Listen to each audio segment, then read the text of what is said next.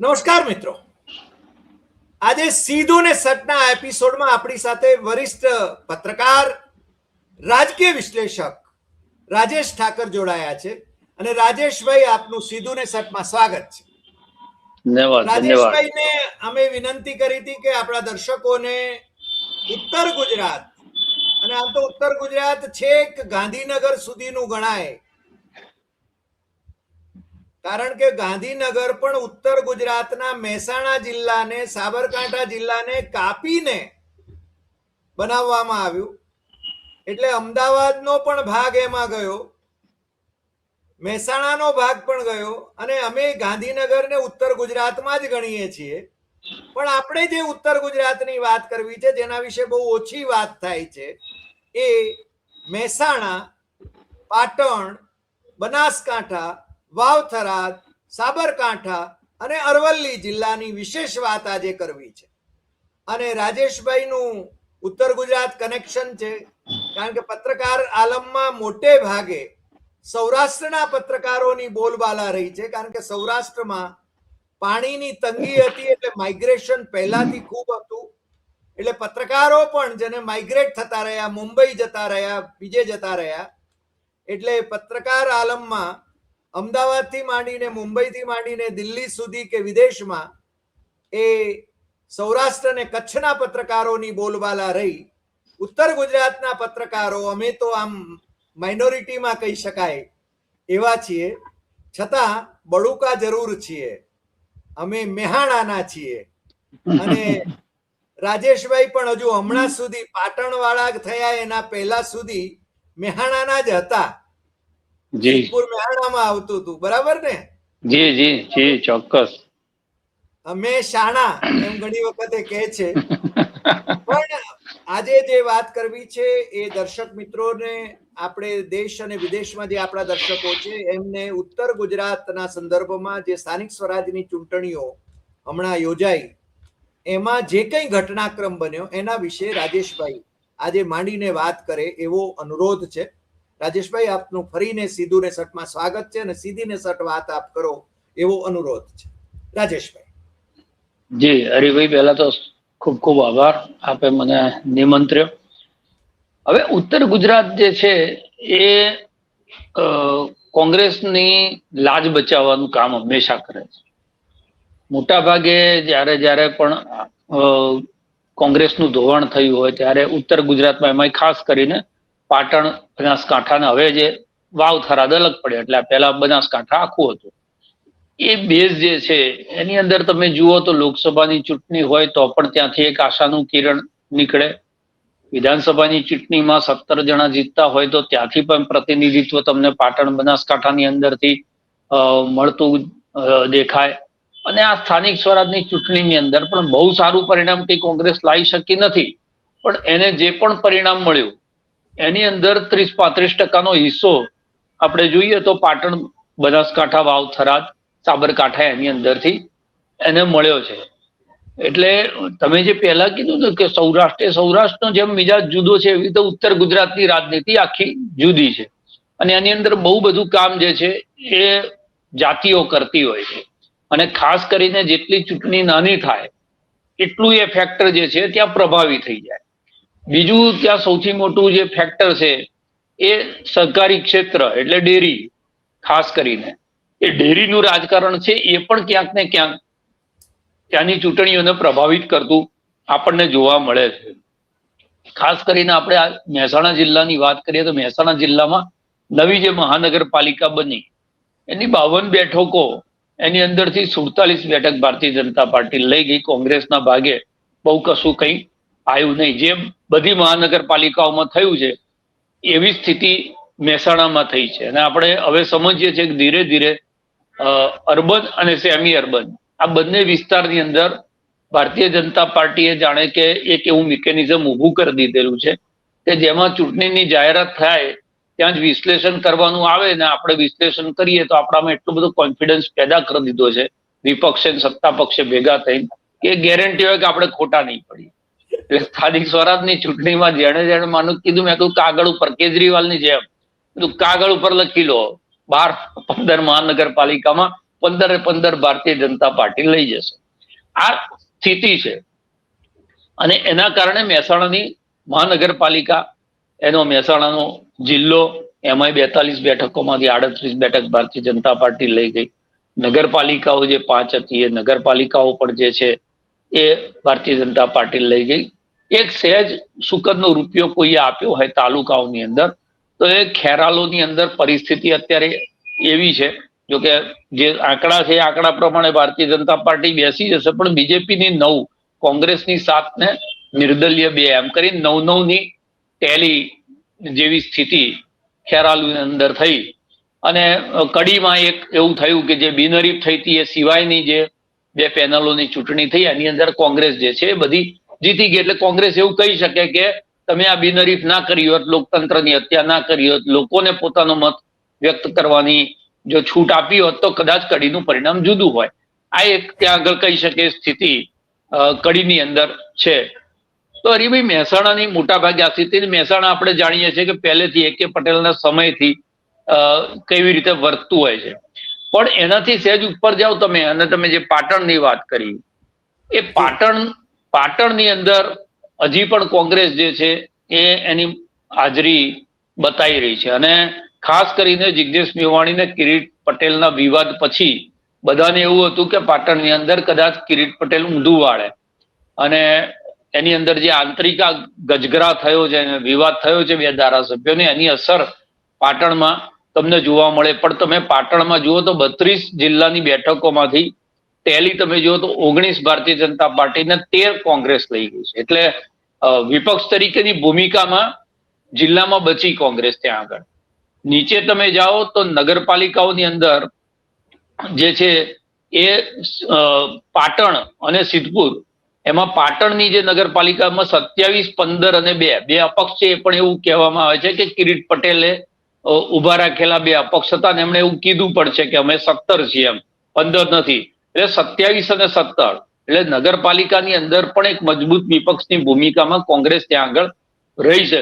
સિદ્ધપુરમાં બહુ કઈ કાઠું કાઢી શકી નથી કોંગ્રેસ, પણ જે છે પાટણ જિલ્લો અને નગરપાલિકા બંનેની અંદર વિપક્ષની ભૂમિકામાં એ છે.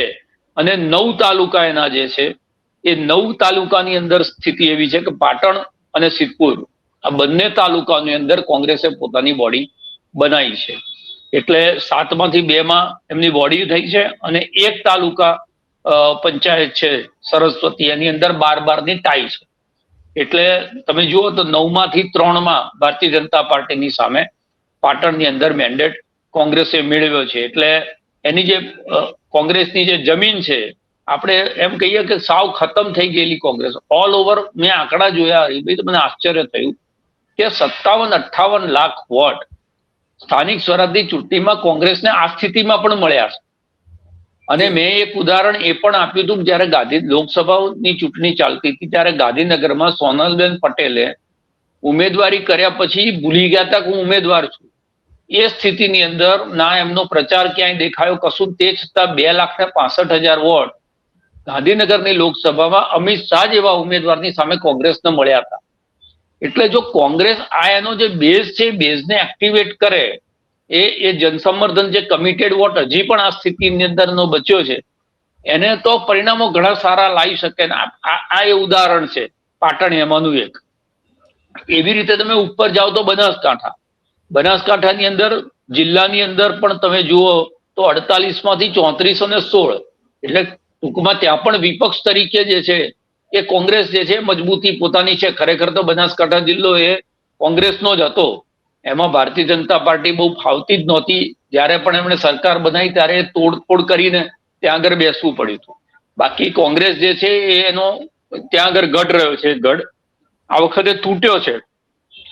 નગરપાલિકાઓની સ્થિતિમાં એવું થયું છે કે નગરપાલિકાઓ 3 હતી ને 3 ભારતીય જનતા પાર્ટી લઈ ગઈ છે. પાલનપુર નગરપાલિકા એવી છે કે જેની અંદર કોંગ્રેસે ડબલ ડિજિટમાં એને સીટો મેળવી હોય. એ સિવાય નગરપાલિકા જે 2 છે એમાં બહુ ખસ્તા હાલ કોંગ્રેસના થયા. અને તાલુકા પંચાયત તમે જુઓ તો 10 તાલુકા પંચાયતની કોંગ્રેસ અડાદ, વડગામ અને પાલનપુર 3 તાલુકા પંચાયતમાં બોડી બનાવી. પાટણના જેવી સ્થિતિ ત્યાં આગળ. અને એક દાંતાની જે છે એમાં ટાઈ થઈ છે. એટલે તમે આખી ઓલ ઓવર જે 19 જેટલી તાલુકા પંચાયત કોંગ્રેસ લઈ ગઈ છે ને એમાંથી લગભગ 9 જેટલી તાલુકા પંચાયતો તો આ બેલ્ટમાંથી જ મળે છે, જેને આપણે ઉત્તર ગુજરાત કહીએ છીએ. એટલે મેં શરૂઆતમાં કીધું કે કોંગ્રેસની લાજ બચાવવાનું કામ ઉત્તર ગુજરાત કરે છે હંમેશા. આ વખતે જે છે એમને જે અપેક્ષા હોવી જોઈએ, ખાસ કરીને બનાસકાંઠામાંથી, એ અપેક્ષા પ્રમાણેના પરિણામ કોંગ્રેસની પાસે નથી ગયા. કારણ કે વાવ થરાદ જે છે એ તો ગેનીબેનના કારણે મળવું જોઈતું હતું ખરેખર તો કોંગ્રેસને. એની જગ્યાએ ત્યાં લગભગ સફાયાની સ્થિતિ થઈ છે. બીજું મેં જે કીધું એ સ્થાનિક સ્વરાજની ચૂંટણીમાં મેં લટાર પણ મારી હતી. ત્યાં મોટા ભાગે જે છે ભાજપ કોંગ્રેસના બદલે ચૌધરી પટેલ ક્યાંક ચાલતું હતું, ક્યાંક ચૌધરી ઠાકોર ચાલતું હતું. એટલે એમાં બીજેપીને માનનારો વર્ગ પણ હોય તો એ સમાજને જોઈ અને વર્તન કરતો હતો. એવી રીતે કોંગ્રેસને માનનારો વર્ગ હોય એ પણ જે છે પહેલા એના પોતાના સમાજને જોઈ અને એ ત્યાં આગળ વર્તન કરતો હતો. એટલે ઘણા બધા જે વોટ છે એ બની શકે કે કોંગ્રેસના કમિટેડ વોટ હોય, પણ તે છતાં જાતિગત સમીકરણની અંદર એનું નુકસાન કોંગ્રેસને વાવ થરાદમાં ભોગવવાનું આવ્યું હોય. પણ તમે તાલુકા પંચાયતની વાત કરો વાવ થરાદમાં, તો 8 તાલુકા પંચાયતમાંથી દિયોદર અને લાખાણી 2 તાલુકા પંચાયતો કોંગ્રેસ ત્યાં આગળ મેળવવામાં સફળ થઈ છે. એટલે ગાંધીનગરને છોડી દઈએ, કારણ કે ગાંધીનગરમાં બહુ કઈ ચર્ચા કરવા જેવું રહ્યું નથી. એની નગરપાલિકા જે ગઈ વખતે આમ આદમી પાર્ટીના કારણે એક વખત હાથમાંથી જતી રહી, એ પછી હવે બીજેપીની એક સ્ટાઇલ છે, જ્યાં એ સત્તામાં આવે ત્યાંથી પછી એ છોડતા નથી. એટલે ત્યાંની નગરપાલિકા, જિલ્લા પંચાયત, તાલુકા પંચાયત ત્યાં બધે બહુ ચર્ચા કરાય એવી પરિસ્થિતિ છે નહીં. પણ આ જે આપણે ચર્ચા કરી કે વાવ થરાદ છે, બનાસકાંઠા છે, પાટણ છે અને મહેસાણા છે, આની અંદર કોંગ્રેસે જે છે એ ઓલ ઓવર જે પરિસ્થિતિ થઈ છે આખા ગુજરાતની અંદર, એની અંદર સારું પરિણામ આપ્યું છે. એક જ જિજ્ઞેશ મેવાણી નો જે બેલ્ટ છે વડગામ વાળો, એની અંદર ભારતીય જનતા પાર્ટીએ જિજ્ઞેશ મેવાણીને એમની રણનીતિ એમ કરીને 2027 સુધીમાં એની નકેલ કસવી અને એ કામમાં કદાચ એનું જે જાતિવાદી રાજનીતિ છે, જે પોલિટિકલ બિહેવિયર કે ભાઈ કોંગ્રેસના નેતાના બદલે એક સમાજના નેતા તરીકે વર્તન કરે છે, અને એના કારણે જે 18 વર્ણને જોડે લઈને ચાલવાનું હોય એના બદલે ખાસ કરીને સવર્ણ સમાજને સુગ થાય પ્રકારનું વર્તન કરે, પાટીદાર સમાજની સામે એવા નિવેદનો કરે કે ભાઈ તમારી દીકરીને આ મસ્કરી કરી ગયા, અમારી દીકરીઓ તમે ફાડી નાખત એમ. એટલે એક સમાજને નબળો બતાવવાની કોશિશ કરે. અને એના સિવાય પણ એનું રાહુલ ગાંધી સાથેનું જે લોકો રાહુલ ગાંધીના મળીને પાર્ટીમાં જોડાય ને, એ બધા ગુજરાત કોંગ્રેસના કોઈ નેતાઓ ગણતા જ નથી હોતા. એને એમ છે કે મારું ડાયરેક્ટ હાર્દિક પટેલ હોય કે ઠાકોર હોય, પેલા શ્રી અલ્પેશભાઈ રાધનપુર વાળા, હા, એ જે રિફિલ કાઢી લીધેલી પેન લઈને ફરે છે લીલા કલર, ગ્રીન પેન થી સહી કરવી હતી. એટલે પેન ગ્રીન છે પણ અંદર રિફિલ કાઢી લીધી છે, એવું કાઢી લીધેલી છે. પણ રાજેશભાઈ, તમે બહુ સરસ આખું વિશ્લેષણ કર્યું. ઓબ્ઝર્વેશન એ છે, તમે કહ્યું એમ કે અહીંયા ભારતીય જનતા પાર્ટીનો આમ તો અપર હેન્ડ તો રહ્યો છે, પણ મોટા ભાગના કોંગ્રેસી લોકો એ ભારતીય જનતા પાર્ટીમાં સામ દામ દંડ ભેદથી એમને જોડીને, એમને ફરજ પાડીને, એમની સામે કેસ કરીને ભારતીય જનતા પાર્ટીમાં જોડવામાં આવ્યા પછી આ પરિસ્થિતિ છે. એટલે મૂળ પેલો જે કોંગ્રેસની વાત હતી, આપે કહ્યું એમ કે બનાસકાંઠા કોંગ્રેસનો હતો, પણ બનાસકાંઠામાં કોંગ્રેસમાંથી જીતીને ભાઈ જોશી એ છે ને પાછા પક્ષપલટો કરે અને ત્યાંના જિલ્લા પંચાયતના પ્રમુખ બને, કારણ કે બિલ્ડર ને બધા પૈસાદાર છે. એટલે આ વખતે એમણે પાછી બીજી સીટ એક લીધી હતી, ધનપતિ છે એટલે, પણ ત્યાં હારી ગયા, કારણ કે એમને છે ને જિલ્લા પંચાયતના પ્રમુખ બનવાની આવડત બહુ છે, પણ આ વખતે એમનો ખેલ પડી ગયો છે. હવે અત્યારે છે ને ભારતીય જનતા પાર્ટીનો ઝંડો એ ઊંચો છે અને કોંગ્રેસ વાળા બધા છે ને ભારતીય જનતા પાર્ટીમાં જોડાવા માટેની કોશિશમાં હોય છે. એમાં સાબરકાંઠામાં પણ પરિસ્થિતિ એવી છે, ત્યાં ડાયાભાઈ પટેલ, આંજણા પટેલ સમાજના, એ છે ને ત્યાંના જિલ્લાના કોંગ્રેસ પ્રમુખ હતા, એમના સુપુત્ર એ ભારતીય જનતા પાર્ટીમાં હોય. આ ભાઈ અત્યારે ભારતીય જનતા પાર્ટીમાં છે કે કોંગ્રેસમાં છે ખબર નથી, પણ એ પોતાના સંતાનોનું ભવિષ્ય ઉજ્જવળ કરવા માટે, જેમ હરિભાઈ ચૌધરી એમના સંતાનનું ભવિષ્ય ઉજ્જવળ કરવા માટે ભારતીય જનતા પાર્ટીમાં એમને મોકલી આપ્યા શંકરસિંહ વાઘેલા સાથે પેલા 14 જણાને. એમાંથી મને લાગે છે 2 જણા જીત્યા હતા, બાકીના હારી ગયા હતા. હા, બધા હારી ગયા. હવે તમે એક બહુ સરસ ઓબ્ઝર્વેશન કર્યું કે એક વખત ભારતીય જનતા પાર્ટી જ્યાં જીતી જાય છે ત્યાં પછી જ એને એ બીજા કોઈને જીતવા દે નહીં. આપણે એને અંતરિયાળ પ્રવાહો જાણીએ છીએ, પણ આમનો પરફોર્મન્સનો તો કોઈ મતલબ નથી, પરફોર્મન્સની કોઈ ગણતરી નથી. અને બીજું કે તાલુકા પંચાયતોની ધારો કે એમણે મેળવી ખરી, પણ તાલુકા પંચાયતો અલ્ટિમેટલી અથવા નગર પંચાયતો અલ્ટિમેટલી ગાંધીનગરથી કંટ્રોલ થાય છે.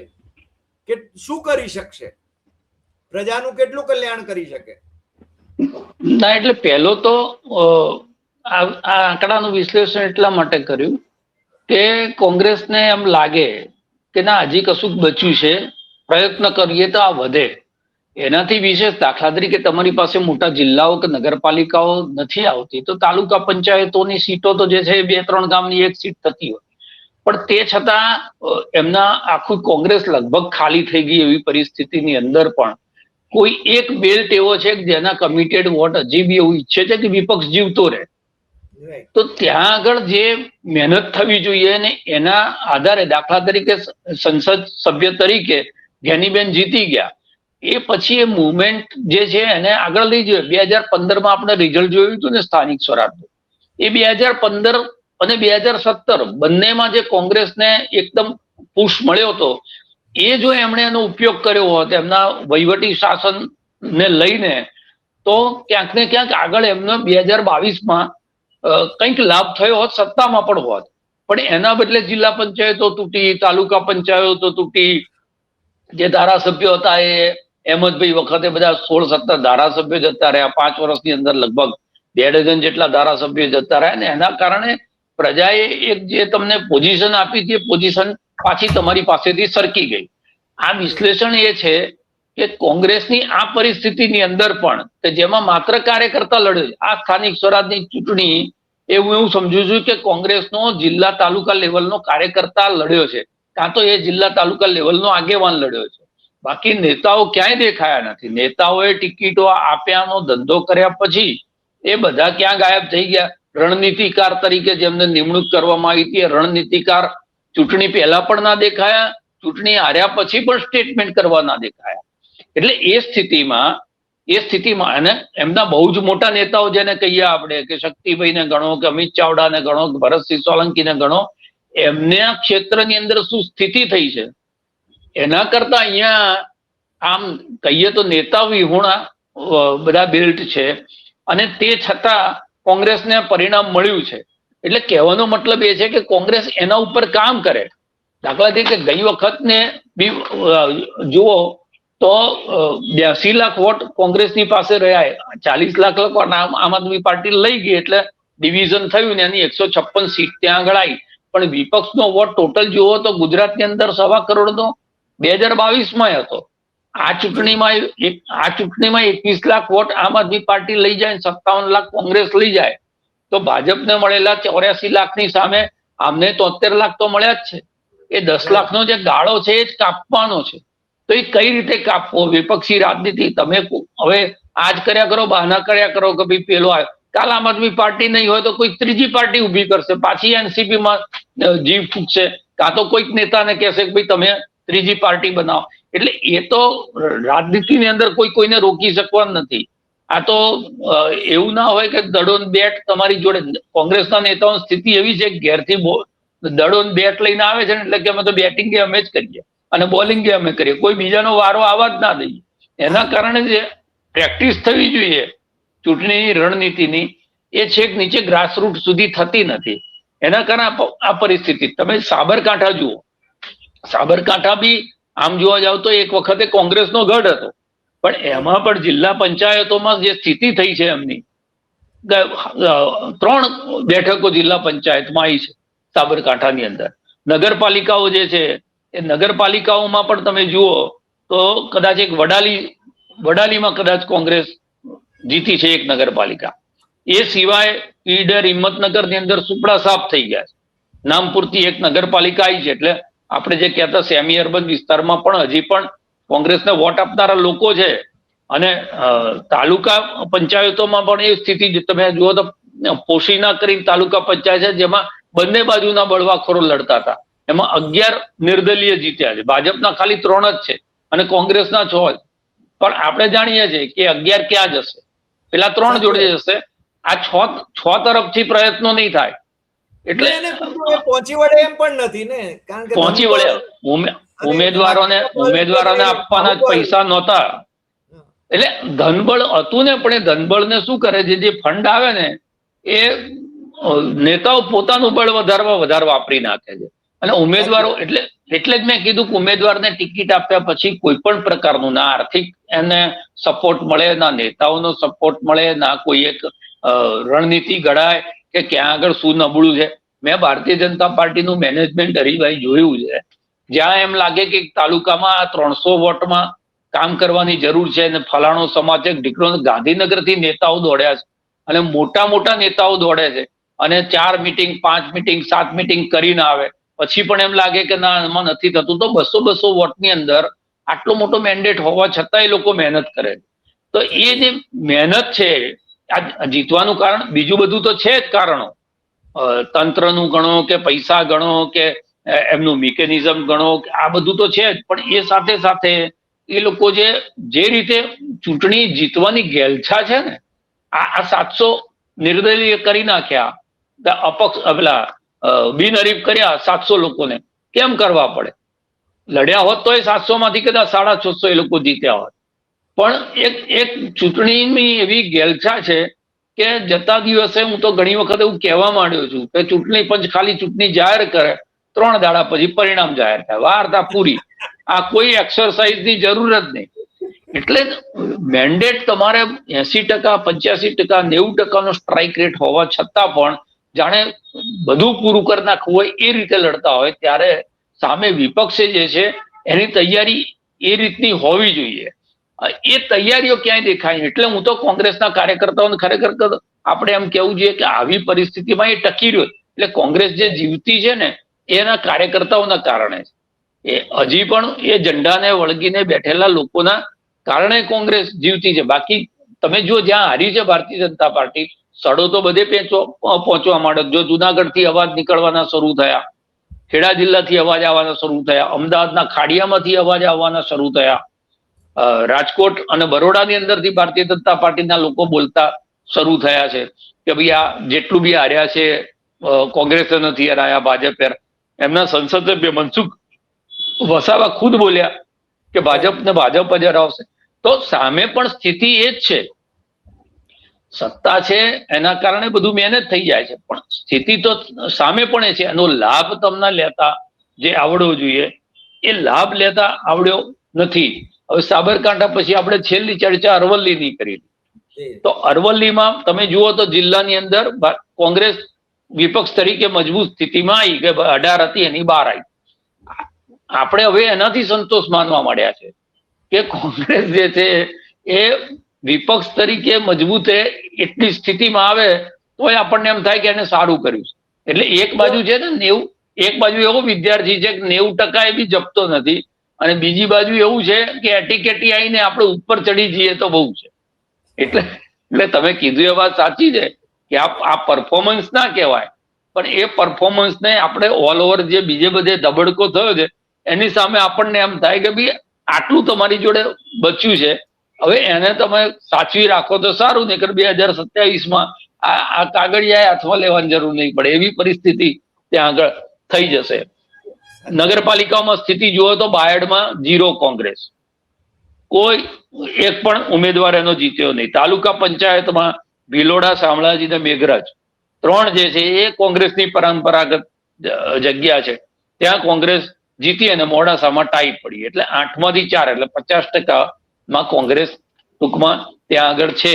આ પરિસ્થિતિ છે. એટલે ઓલ ઓવર આખું ઉત્તર ગુજરાત આપણે જોઈએ તો કોંગ્રેસ માટે એક એવો પટ્ટો હજી બાકી છે કે જેમાં કોંગ્રેસ બિલકુલ એના સંગઠન ઉપર ધ્યાન આપે, પ્રદેશ લેવલથી નિર્ણયો થવાના બંધ થાય, જિલ્લા લેવલે એના તમામ અધિકારો આપી દેવામાં આવે, સંગઠનની નિમણૂકો હોય, ટિકિટોની વહેંચણી હોય, ત્યાંની જે છે સામાજિક ગણિત માંડવાના હોય એ, ત્યાંના લોકલ મુદ્દાઓ. બીજું તમે જુઓ કે તમે બહુ મોટા મુદ્દા લઈને ચૂંટણીઓ લડવા જાઓ તો હારી જાઓ. અહીંયા લોકલ મુદ્દા જ્યાં જ્યાં પણ સફળતા વિપક્ષને મળી છે, લોકલ મુદ્દા ઉપર સફળતા મળી છે. એટલે તમારે દરેક ઝોન જે છે એનો એક સળગતો મુદ્દો પકડી લેવો પડે. તમે રાષ્ટ્રીય મુદ્દા અને પ્રદેશના મુદ્દાઓ, મોંઘવારી બેકારીની ચર્ચા સ્થાનિક સ્વરાજની ચૂંટણીમાં કરીને શું મેળા? એટલે દરેક જિલ્લામાં ક્યાંક પ્રદૂષણનો પ્રશ્ન હશે, ક્યાંક બંધ થતી ફેક્ટરીઓનો પ્રશ્ન હશે, ક્યાંક ખેતીનો પ્રશ્ન હશે. એમાંથી તમારે પીક કરવો પડે કે કઈ સમસ્યા છે કે જે સમસ્યા આ જિલ્લાની અંદર આપણે લઈને જઈશું તો કારણ કે લોકોને ઘર આંગણાની સમસ્યા છે ને વધારે અસર કરતી હોય છે બીજું બધું કરતા. અને એટલે એ પ્રકારની રણનીતિ બનાવવી પડે કે લોકલ નેતા, લોકલ મુદ્દાઓ અને લોકલ સંગઠન, અને તમારે આખા ગુજરાતને 6 કે 7 ઝોનમાં વહેંચી અને 7 ઝોનની 7 અલગ અલગ પ્રકારની રણનીતિ એ તૈયાર કરવી પડે. તો મને એવું લાગે છે કોંગ્રેસ આ જે પ્રદર્શન કરે છે એના કરતા ઘણું સારું પ્રદર્શન કરી શકે. આપણે સત્તા પક્ષની, રાજેશભાઈ, સત્તા પક્ષની સામે મજબૂત વિપક્ષ હોવો જોઈએ એવું આપણે માનીએ છીએ, કારણ કે લોકશાહીમાં એ પરંપરા જળવાવી જોઈએ. પરંતુ અહીંયા જ્યારે સિદંતી ગાત્રાણી જેવી પરિસ્થિતિમાં કોંગ્રેસ હોય અને જે પેલા છે ને એમના ઘોડાઓ, જે પેલા લગનના ને લંગડા અને શું કહીએ, હાવ ભાંગી પડેલા ઘોડાઓ અથવા લંગડા ઘોડાઓ એ હોય. હવે તમે છે ને મને લાગે છે આનો ઉલ્લેખ કર્યો, અરવલ્લીનો ઉલ્લેખ કર્યો. અરવલ્લીમાં કોંગ્રેસે સારું પ્રદર્શન કર્યું છે એમ તમે કહ્યું. અરવલ્લીમાં એમણે તેને જે ઘોડો મૂક્યો એ મને લાગે છે રેસનો ઘોડો, અરુણ પટેલ કરીને એક યુવાન ત્યાં આગળ જિલ્લા કોંગ્રેસનો પ્રમુખ બન્યો. એટલે પાછા લંગડા ઘોડાઓને બદલે જો આવા રેસના ઘોડાઓને મૂકે અને એમને જો મોકળાશ આપે તો કદાચ. પણ મને લાગે છે કે રાજીવ ગાંધી ભવનમાં અમદાવાદમાં બેઠેલા જે 6 જણા છે એ જ પોતાની મક્તેદારી જાળવી રાખવા માંગે તો પછી કોંગ્રેસનું 2027માં તમે જેમ કહ્યું એમ એનો કાગળિયા પણ હાથમાં નહીં લેવાય એવા. અરે ભાઈ, તમે સેન્સ પ્રક્રિયામાં બાયોડેટા QR કોડથી મંગાવો અને પછી ટિકિટની વહેંચણીનું મંથન કરવા જીપીસીસીના બદલે કોઈ ખાનગી જગ્યા ઉપર બેસો અને એમાંય બધા નેતા એક જગ્યાએની ઝૂમથી એકબીજાની જોડે ચર્ચાઓ કરતા હોય તો પછી તમે એક કામ કરો કે ઉમેદવારોને શું કરવા લોકો પાસે મોકલો છો? એનું પેલું પેટીએમની જેમ સ્કેનર મોકલી દો કે ભાઈ તમારે આ સ્કેન કરો એટલે અમારો ઉમેદવાર એની અંદર દેખાઈ જશે. અને બીજું, મેં તો દરેક ડિબેટમાં કીધું છે કે તમારે જો જીપીસીસી માંથી કામ જ ના કરું, જીપીસીસી ભાડે આપી દો, થોડી આવક થશે. જે કાર્યાલય છે, કાર્યાલય ઉપર ના તો ચૂંટણી દરમિયાન નેતાઓ બેસે કે ઉમેદવાર કોક છે કે ઉમેદવારની કઈક સમસ્યા છે, એને કોઈ મદદની જરૂર છે, તો એ જશે ક્યાં? એ કાર્યાલય ઉપર જશે. તો કાર્યાલયનું કામ જ જે છે એ બિલકુલ ઠપ થઈ જતું હોય. અને આ ચર્ચા જે છે ને આપણે નથી કહેતા કે એની અંદર લગ્નના ગોળા છે, એમના નેતાઓ ઘેરમાં, એ તો ખુદ એમના રાહુલ ગાંધી કે છે, એમના જ નેતાઓ કહી રહ્યા છે. એમના જ નેતાઓ કહી રહ્યા છે. એ જ લંગડા ઘોડાઓની કમિટીઓ બનાવે છે, જે પેલી 5-7 કમિટીઓ બનાવી એમાં 17માં કઈ ગયા હતા, ક્યાંથી થાય?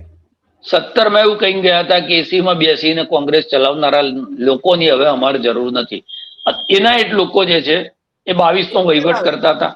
22માં પેલી 100 બેઠકો આવી ઉપર 99 જેવી, એટલે ઉત્સાહમાં આવીને કે કોંગ્રેસ અહીંયા ભાજપને હરાવી છે. ને એ વખત આવીને એમ કહી ગયા કે આમાં લુલા છે ને લંગડા છે ને એવા ઘોડા છે. પણ કયો ઘોડો બદલ્યો? એ જ ઘોડા તો કોંગ્રેસનો કાર્યકર્તા છે ને એ મજબૂત છે, અસવારો બદલવાની જરૂર છે. રાહુલ ગાંધીને એ ખબર નથી. ઘોડા તો એમનો એ જે કહે છે ને બબ્બર શેર, તો એ બબ્બર શેર જે સીટો ઉપર ફોર્મ પાછા ખેંચાવાના માથાકૂટો થઈ, લડ્યો કોણ? કાર્યકર્તા લડ્યો. એ ટોળામાં કોઈ નેતા દેખાયો એમની પાછળ ઉપર? તમારી આખી એક લોકસભા બિનહરીફ થઈ ગઈ તો ઉમેદવાર જતો રહ્યો તમારો. તમારો ઉમેદવાર જતો રહ્યો. સંગઠન તો હતું 10,000 માણસ એના ઘર આગળ ઉપવાસ કરવા કેમ ના બેઠા ગાંધી ચિંધ્યા માર્ગે? એના ઘરની અને અહીંયા પણ આપણે ઉત્તર ગુજરાતની વાત કરીએ છીએ તો ગેનીબેને ઉકાળ્યું શું અહીંયા? હા, વાવની વિધાનસભાની પેટા ચૂંટણી પણ એ હારી ગયા. એટલે થાય કેવું કે સંસદ જીત્યા ને શંકર ચૌધરીને કારણે, રેખા ચૌધરીનો દુરાગ્રહ હતો શંકરનો, એટલા માટે જ ને એની સામેના વિરોધને કારણે ગેનીબેન જીત્યા. બાકી બિલકુલ ભારતીય જનતા પાર્ટી હારે કઈ રીતે? પરબત પટેલ ધારો કે હોત ઉમેદવાર તો પરબત પટેલ જીતીને લોકસભામાં ગયા હોત. અને કોઈ પણ કારણે તમે જીત્યા તો એ જીત્યાના પછી ઉન્માદમાં તમે જે છે એ તો એને પ્રમુખ થવાની લાલસા લાગી જાય, તરત લાલચ થવા માંડે કે હવે હું એક લોકસભા જીતી છું એટલે હું અહીંયા પ્રદેશ પ્રમુખ થઈ જઈશ. એટલે પાછી એની કોમ્પિટિશન ચાલુ છે. જિજ્ઞેશ મેવાણીને એવું સપનું આવવા માંડે હું તો યુવા નેતા થઈ ગયો છું એટલે હવે હું ત્યાં. પહેલા પાર્ટીને તો તમે નેતા બનશો, પ્રમુખ બનશો, પાર્ટી હશે તો તમે તમારું અસ્તિત્વ રહેવાનું. પણ આપણે આ મફતની સલાહો આપીને હવે આપણે થાક્યા છે. પણ આપણી એક માત્ર જે નાગરિક તરીકે બી ગણીએ તો એક માત્ર એવી અપેક્ષા હોય કે સત્તા પક્ષ સાવ નિરંકુશ ના થઈ જાય. તમે ના વિધાનસભાની અંદર તમારું સંખ્યાબળ હોય, ના નીચે નગરપાલિકા પંચાયતોમાં તમારું સંખ્યાબળ હોય, તો પ્રજાની અવાજ જે છે એ સાંભળશે કોણ? ભલે પ્રજા કોઈ પણ કારણસર ભારતીય જનતા પાર્ટીને મત આપતી હોય, પણ હજી પણ 55% લોકો એવા છે કે જે આ સરકારમાં વોટ આપવા નીકળતા નથી. એનો મતલબ જે મત આપવા નથી નીકળતા એ લોકોને પણ ક્યાંક ને ક્યાંક રાજકીય હતાશા છે. અને બીજા જે 45% લોકો આપે છે એ 45%નો 50% સિવાયનો જે હિસ્સો છે એ હિસ્સો તમારી સાથે છે. એટલે આમ ઓલ ઓવર તમે જુઓ તો તમારી પાસે બહુ જ મોટી વોટ બેંક છે. જે પેલા 55% રાજકીય હતાશ ઘેર બેસી રહે છે એમાંથી 7-8% જ તમારે બહાર લાવવાના છે. અને તમારી જે ઓરિજિનલ વોટ બેંક છે એ વોટ બેંકને પકડી રાખવાની. જો આમાં થાય છે શું કે કોંગ્રેસના વોટ આમ આદમી પાર્ટીમાં જતા રહે એટલે આમ આદમી પાર્ટી મજબૂત થતી દેખાય. પછી આ વખતે એવું થયું કે જ્યાં જ્યાં કોંગ્રેસે સારું પ્રદર્શન કર્યું તો આમ આદમી પાર્ટીના વોટ કોંગ્રેસમાં ગયા તો આમ આદમી પાર્ટીનું પ્રદર્શન ઘટ્યું. આમાં ભારતીય જનતા પાર્ટીને ફેર શું પડે? તમે અંદર કુસ્તી કર્યા કરો એ ટીમ ને બી ટીમની, અને તમારા જે વોટ છે એકબીજામાં ટ્રાન્સફર થયા કરે. ભારતીય જનતા પાર્ટીના 51-52% વોટ એમ તિજોરીમાં લોક કરીને રાખે તો રાજનીતિક બદલાવ કેવી રીતે આવે? તમારે સ્ટ્રેટેજી એવી બનાવવી પડે કે એમના 52 છે એ કોઈક રીતે 47 થાય, તો જ સીટોની અંદર જે છે ફરક પડવાનો છે, નહીતર નહીં પડે. 2017માં તો 10-12 લાખ વોટ જ ભાજપ અને કોંગ્રેસની વચ્ચેનો ડિફરન્સ હતો સત્તામાં. તો આટલું જ તમારે કાપવાનું હતું. એ પણ તમે એટલે બહુ ઝીણું કાતવું પડે, બેસીને મંથન કરવું પડે, પરસેવો પાડવો પડે. પણ હવે જો પાછું પ્રદેશ પ્રમુખ 2-4 દિવસમાં રાજીનામું આપશે, 6 મહિના સુધી નવા પ્રદેશ આપી દીધું એનો કોઈ અર્થ નથી. બીજા પછી ના 6 મહિના સુધી તો એ નિર્ણય નહીં થાય. પછી 2027 આવવાની હશે ત્યારે નિર્ણય કરશે. પછી એ આયા પછી નવું સંગઠન બનાવશે, ત્યાં સુધી 2027 પૂરી થઈ જશે. આ પરંપરા છે કોંગ્રેસ. પણ રાજેશભાઈ, આજે તમે જે વાત કરી એ બહુ જ મહત્વની છે. આપે જેમ કહ્યું એમ કે સત્તા પક્ષની સામે એ નિરંકુશ ન બને એટલા માટે પણ વિપક્ષ મજબૂત બને એટલા માટે એને જ ગંભીરપણે પગલાં લેવાની જરૂર છે. બાકી આવું ને આવું ચાલ્યું તો પછી મને લાગે છે કે વિધાનસભાની ચૂંટણી, જિલ્લા પંચાયતની ચૂંટણી, નગરપાલિકાની ચૂંટણી, મહાપાલિકાની ચૂંટણી, ગ્રામ પંચાયતની ચૂંટણી એ જાહેર કરીને એનું પરિણામ જ જાહેર કરી દેવાની જરૂર છે. તમે જે વાત કરી એ જ છે. પણ આજે આપ અમારી સાથે જોડાયા અને આ રીતે વિશ્લેષણ કર્યું. તમે હજુ પણ ઉત્તર ગુજરાતના પટ્ટાની અંદર કોંગ્રેસના કાર્યકર્તાઓએ કોંગ્રેસને સારી રીતે એને કંઈક લાભ અપાવ્યો છે, સત્તામાં લાભ અપાવ્યો છે, એની પણ વાત કરી. મને લાગે છે કે આપણી વાત એ લોકો જરા સમજવાની કોશિશ કરે તો ઠીક છે. આપણને કોઈ સ્વાર્થ નથી, કારણ કે આપણે કોઈ પક્ષમાં નથી. આજે આટલી વાત. ફરી મળીશું નવા એપિસોડમાં નવા વિષય સાથે. નમસ્કાર.